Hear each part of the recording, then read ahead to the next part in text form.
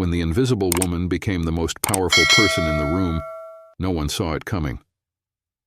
The office was already buzzing with the energy of the early morning rush, but no one noticed Evelyn as she quietly entered through the side door, rolling her cleaning cart with her usual steady pace.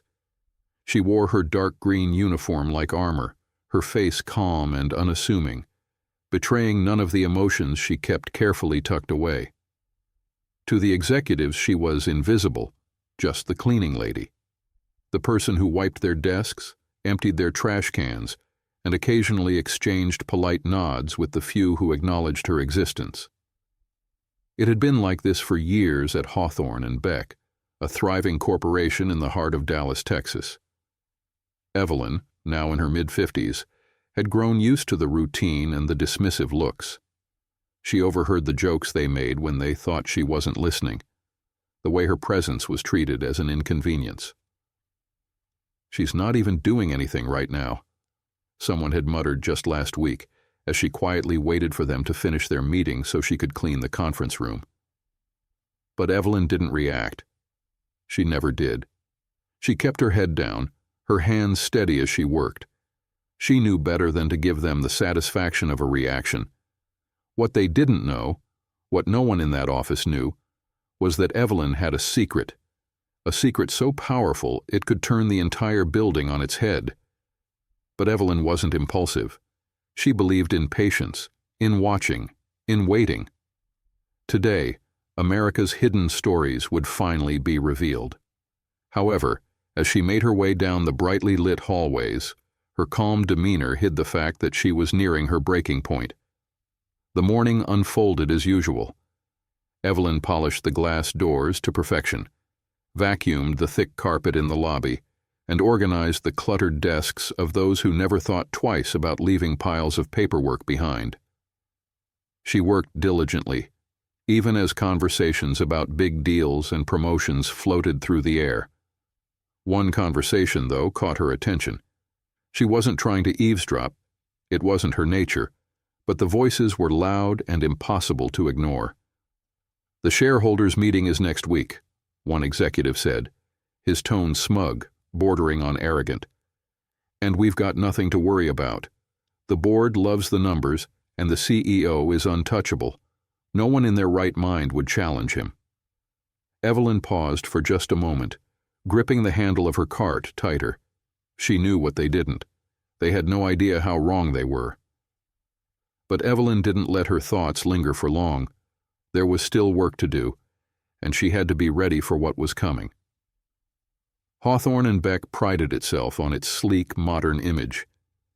Its headquarters, a towering glass building in the middle of Dallas, was often featured in business magazines as a symbol of corporate success. Inside, however, the reality was far less glamorous. The culture was ruthless, and the higher you climbed, the less you seemed to care about anyone below you. Evelyn had spent nearly a decade in those hallways, quietly observing.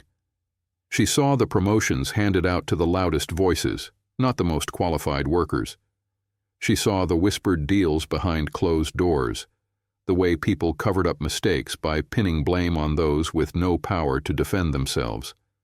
And then there was the CEO, N. Greaves, a man who exuded authority and arrogance in equal measure.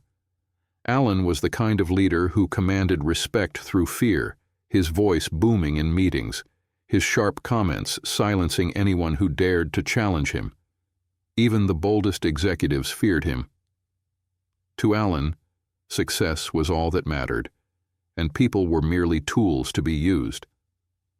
Evelyn had often heard his sarcastic remarks about employees who didn't fit the image.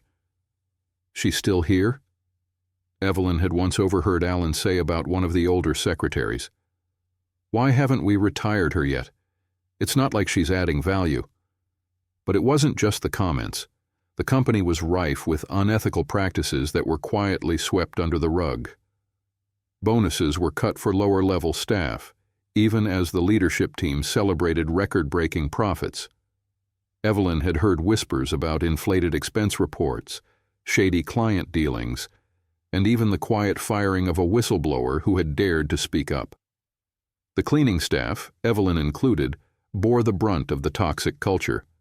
She had seen her coworkers brought to tears after being scolded for leaving a speck of dust behind. She had watched their paychecks stagnate even as their workload increased. And of course, there was the constant dismissal of their humanity, the way people avoided eye contact, spoke down to them, or treated them as if they were part of the furniture. One incident still burned in Evelyn's memory. A young intern had accidentally spilled coffee on the marble floor near Alan's office. The intern froze, clearly terrified, as Alan rounded the corner. "Are you kidding me?" Alan snapped, his eyes darting to Evelyn, who had just walked by with her mop and bucket. "Clean this up," he barked at her, as if she were at fault. She didn't say a word. She didn't need to. The intern apologized profusely, but Alan waved him off with a dismissive hand. To him, people like Evelyn and the intern were nothing more than background noise. These moments had piled up over the years, each one like a stone added to a growing mountain. Evelyn's patience was impressive, but she wasn't immune to the weight of it all. She felt the sting of disrespect, the exhaustion of being invisible. But Evelyn had never been the type to crumble. She let those moments fuel her resolve, storing them away like ammunition for the day she would need them. The employees around her might not have noticed her silence, but it spoke volumes. Evelyn was always watching, always listening. And the more she saw, the more she realized that the company's success came at the expense of its humanity. But Evelyn wasn't just taking notes, she was quietly planning. And soon, the pieces would start to fall into place. For years, Evelyn had kept her secret tightly guarded, not out of fear but out of strategy. She wasn't just a cleaning lady. She was the largest shareholder in Hawthorne and Beck, a title she had inherited after the unexpected passing of her late husband, Martin. Martin had been a quiet investor in the company's early days, accumulating shares when no one believed in its potential. By the time of his death, those shares had become a controlling stake. At first, Evelyn didn't know what to do with this unexpected power. She wasn't a corporate strategist or a boardroom regular. She was just Evelyn, a woman who had raised 2 kids, fought her way through life's challenges, and found solace in routine. But over time, as she continued her quiet work within the company, she realized the value of her position. Being invisible gave her an advantage. She could observe without being noticed, listen without raising suspicion, and learn everything she needed to know about the people who thought they ran the company. The moment that pushed her over the edge came during a routine evening shift. Evelyn had just finished wiping down the executive lounge when she overheard 2 senior managers laughing over drinks. They were talking about layoffs, joking about how easy it was to cut dead weight without anyone caring. "Some of these people act like their jobs matter," one of them said with a laugh. "They don't realize how replaceable they are." Evelyn stood frozen behind the door, her hand gripping the cleaning cloth. These weren't just numbers on a spreadsheet. These were real people, people with families, bills, and dreams. And yet to these men they were nothing more than expendable. That night, Evelyn sat at her small kitchen table with a cup of tea and a notepad. She started writing, not sure where it would lead, but knowing she couldn't stay silent anymore. She listed the unethical practices she had witnessed, the people who had been mistreated, and the moments that had stuck with her over the years. By the time the sun rose, she had outlined a plan that would change everything. Her first step was to dig deeper. Evelyn used her access to the building to gather information most people wouldn't think twice about. She took mental notes on conversations, paid attention to schedules, and even discreetly glanced at documents left on desks. She wasn't stealing or snooping. She was simply putting the pieces together, assembling a picture of the company's inner workings. The second step was to call in reinforcements. Evelyn had a few trusted allies outside the company, friends who were lawyers, financial analysts, and former employees who had left on bad terms. She shared what she knew and asked for their advice. Slowly, they helped her craft a strategy that would not only expose the toxic culture but also secure the company's future. The final step was the hardest. Evelyn knew that confronting the CEO and the board would require more than just evidence. It would require courage, composure, and a deep belief in her own worth. She practiced her speech in front of the mirror, her voice steady but firm. She knew this wasn't just about her. It was about everyone who had ever been dismissed, underestimated, or treated as less than. The shareholders' meeting was less than a week away, and Evelyn was ready. She wasn't just walking into that room as a cleaning lady. She was walking in as someone who held the future of the company in her hands. But as the day approached, Evelyn couldn't help but feel the weight of what she was about to do. This wasn't just a confrontation. It was a reckoning. The day of the shareholders' meeting arrived with an air of confidence radiating through the building. Executives strutted through the hallways, their chatter filled with optimism about another year of record profits. None of them noticed Evelyn pushing her cleaning cart toward the top-floor conference room, her face calm and unreadable as always. The boardroom was a stark contrast to the rest of the office. Its long, polished table gleamed under soft lighting, and the floor-to-ceiling windows offered a breathtaking view of the Dallas skyline. Around the table sat the company's most powerful figures, including Alan Greaves at the head. His posture was commanding, his smirk exuding arrogance. Evelyn entered quietly, as she always did, placing a pitcher of water on the side table. No one looked at her. To them, she was just part of the backdrop. But this time, Evelyn didn't leave. "Excuse me," she said, her voice cutting through the room like a blade. Heads turned, confused and slightly annoyed.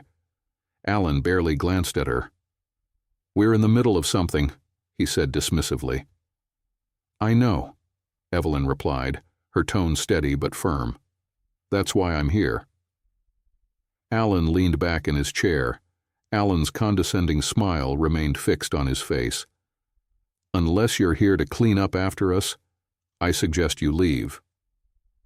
Evelyn didn't flinch. Instead, she stepped forward, pulling a folder from her cart and placing it on the table. The logo of Hawthorne and Beck was emblazoned on the front, along with the words, "Shareholders Report." The room fell silent. Alan's smirk faltered as Evelyn began to speak. "For years I've watched this company thrive on the backs of people you refuse to see," she said, her voice unwavering. "I've watched employees mistreated, ethical lines crossed, and profits prioritized over humanity. And I've stayed quiet. Until now." Murmurs erupted around the table. One of the board members leaned forward, squinting at the folder. "What is this?" "This," Evelyn said, opening the folder, "is proof. Proof of the unethical practices, the mismanagement, and the outright disregard for the people who make this company run." Alan's voice boomed across the room. "Who do you think you are coming in here and making accusations?" "You're a cleaning lady." Evelyn met his glare with a calmness that shook the room. "No, Mr. Greaves," she said evenly. "I'm the majority shareholder of Hawthorne and Beck, and today I'm firing you." The shock rippled through the room like a thunderclap. Alan's face turned pale, his confident demeanor crumbling as the words sank in. "You're joking," he said, his voice trembling slightly. Evelyn didn't blink. "No, Mr. Greaves, I'm not." She turned to the board. Members of the board met Evelyn's gaze, their expressions shifting from confusion to realization. "I've spent years gathering evidence, and it's all here," she continued, her voice sharp and unwavering. "The inflated expense reports, the unethical layoffs, the harassment complaints you've buried. I have the power to vote him out, and I'm using it." The room erupted into chaos. Alan tried to argue, his voice rising in desperation, but the board members quickly grasped the gravity of the situation. One by one, they turned to Evelyn, asking questions, skimming through the folder, and confirming her claims. It didn't take long for the vote to happen.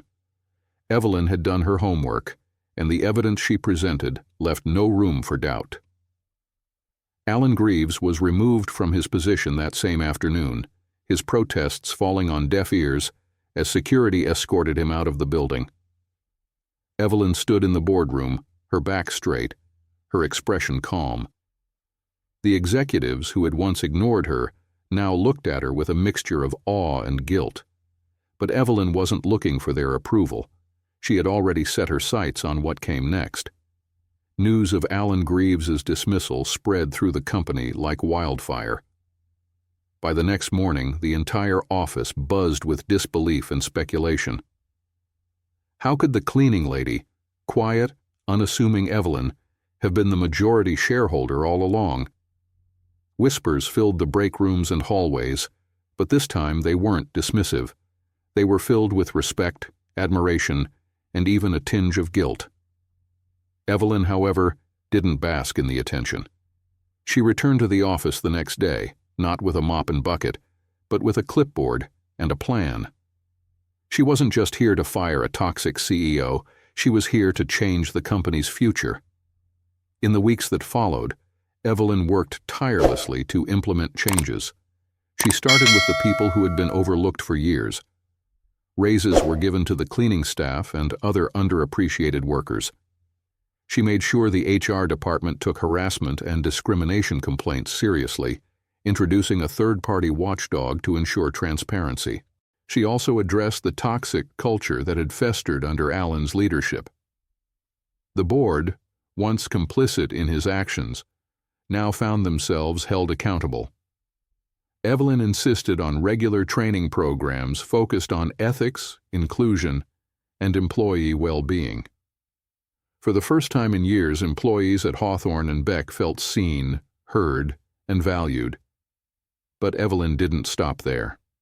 She hosted town hall meetings, inviting employees from every level to share their experiences and ideas. She listened carefully, taking notes and ensuring that their concerns led to real action. Everyone had a voice in shaping the company's future. One afternoon, as Evelyn was walking through the office, she was stopped by a young intern, the same one who had spilled coffee near Alan's office all those months ago. "Thank you," he said, his voice sincere, "for everything. You've changed this place." Evelyn smiled warmly. "No, we've changed this place together." Outside the building, the Dallas skyline glittered in the late afternoon sun. Evelyn stood for a moment, looking up at the towering glass structure she had once entered unnoticed. It had been a long road, but she had done what many thought was impossible. This wasn't just about firing a CEO or exposing corruption. It was about proving that no matter how invisible someone might feel, they still hold the power to create meaningful change. Evelyn had shown that resilience, patience, and integrity could triumph over arrogance and greed. She took a deep breath, feeling a sense of peace she hadn't felt in years. Then, she walked away, not to fade into the background, but to embrace a new chapter in her life. Life often underestimates the quiet strength of those who observe, endure, and act when the time is right. Evelyn's story reminds us that the most unexpected people can become the catalysts for profound change. If you found her journey inspiring, don't forget to like, share, and subscribe for more stories that prove the power of resilience and justice.